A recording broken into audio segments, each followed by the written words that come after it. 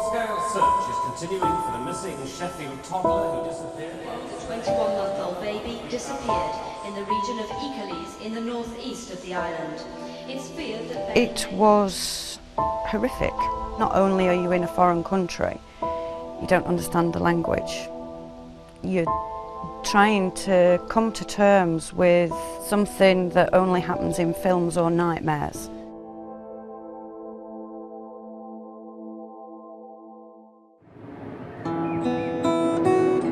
The nightmare began as a dream for Kerry and her family in 1991 when her parents, Eddie and Christine, moved to Cos to start a new life.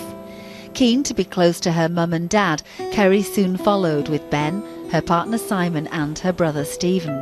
The date their lives changed forever was Wednesday, July the 24th. We had lunch inside and Ben was playing outside. Just in and out, pouring water over him. Next thing Chris says, "Oh, Ben's quiet." And we went out and he'd gone. We searched and searched that immediately around the area and shouting him and nothing, absolutely nothing. When that idea was put in my head that Stephen's probably took him a ride on the bike, we just expected in the next half an hour he'd be back. So of course then you don't panic and you sit and you wait and you're thinking, because it's the farthest thing from your mind. The panic didn't start while after we realised that he hadn't gone with Stephen. It was later on that night and that's when we went to the police. You wouldn't think of it in a million years. Even when I went to tell Kerry Ben's missing, she was saying to me, "Mum, don't worry, somebody will hand him in, he'll be found." It doesn't register. 20 years ago, we've got no comprehension of bad people. None. Never even had a parking ticket, so we wouldn't have known anything. And then you go and turn all these stones up where bad people crawl out of. In the 20 years, we've met some devious, horrible, disgusting people in our search to find Ben, and you wouldn't know that them people existed. This is what I'm hoping happened, is that Ben was taken to order, if you like, for want of a better word, for a family that couldn't have children. The only thing that's kept me going, if you like, is the fact, hoping and praying that he was taken for a family that would look after him. Ben deserves to know the truth. We as a family and Kerry as a mum deserves to know that Ben is well and safe.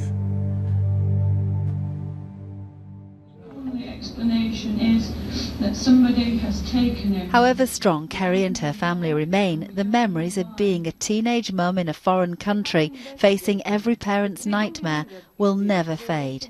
It was frightening, really, really frightening.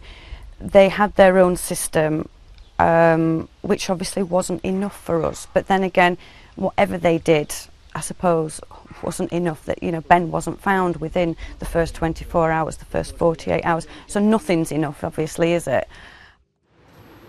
In the 1990s, the Needhams were regular visitors to the British consul in Athens, Gordon Bernard, who even invited the family to stay at his home when they were in Greece trying to trace Ben.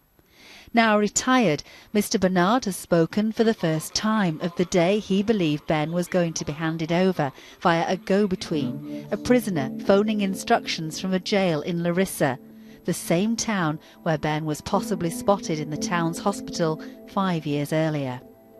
The date was September 1997. Ben would have been 7 years old.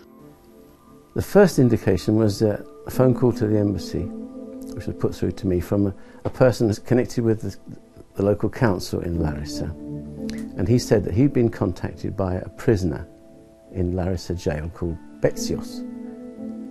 And Betsios had told him that Ben was going to be handed over to him in Larissa on a certain date. I had to go. I mean, there's no way I could not go and see what it was all about. And I met this guy up in Larissa, and we had some of the early mobile phones. And he was contacted by Betsios and told to go to one or two places, various places around the town, where he got another instruction to go somewhere else, and he was directed all over the town while I waited in a restaurant. And suddenly the calls just stopped. It sounded at one stage as if Ben was going to be handed over at this particular spot, but no one was there and nothing happened. And that was very disappointing, because despite a number of other wild goose chases, this one had a ring of something different about it. Then I was trying to work out what I'd do if Ben suddenly appeared in front of me. You know, I thought, well, I'd just grab him, put him in the car and drive to Athens, and think of the consequences later. But that didn't happen.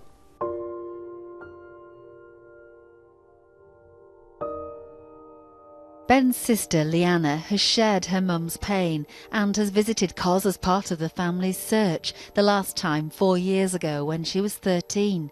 She's grown up knowing she has a brother she's never met. Do you ever think about Ben? All the time. All the time. And it's strange because I've never met him.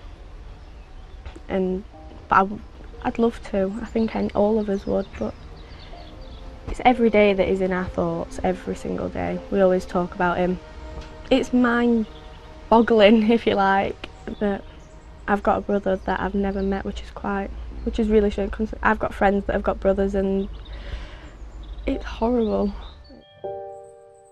What do you think it's meant for your mum to have you in her life? I kept her alive. I was Ben's twin when I was 21 months old and growing up, and I think it's been difficult for her to watch me grow and see how Ben might have turned out. And you'll always be there for your mum? Yeah.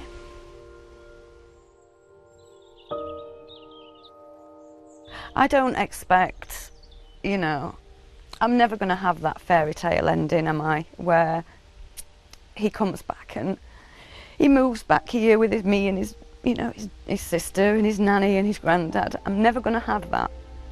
All those years have gone. But if I could just see him and see that he was all right, and even if he just wanted to keep in contact, I would have to settle for that. And it's cruel because he's your baby. Yeah. Yeah.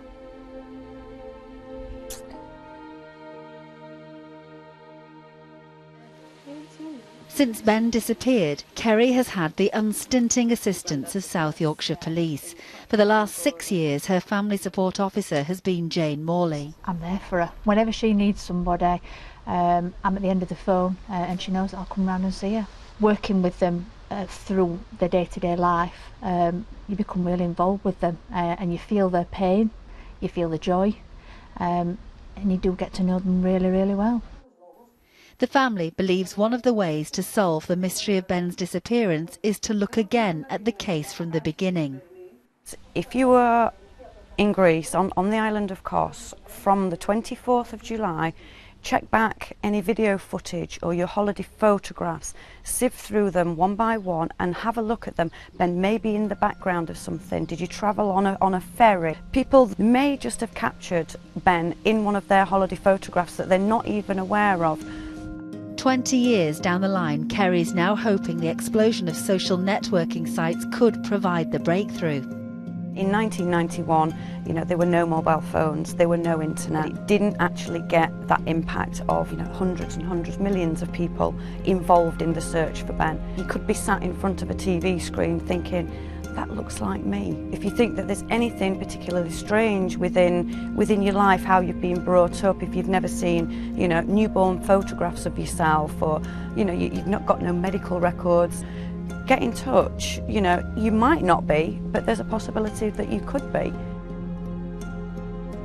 For Kerry and all her family, the case will never be closed until she knows the truth. But she has one hope for the son she's never seen grow up. That the pain that I've suffered, it was worth it to him. That traumatic time that he was taken, just hope that it was all worth it for him and that he hasn't had a bad life. Because then what would have been the point?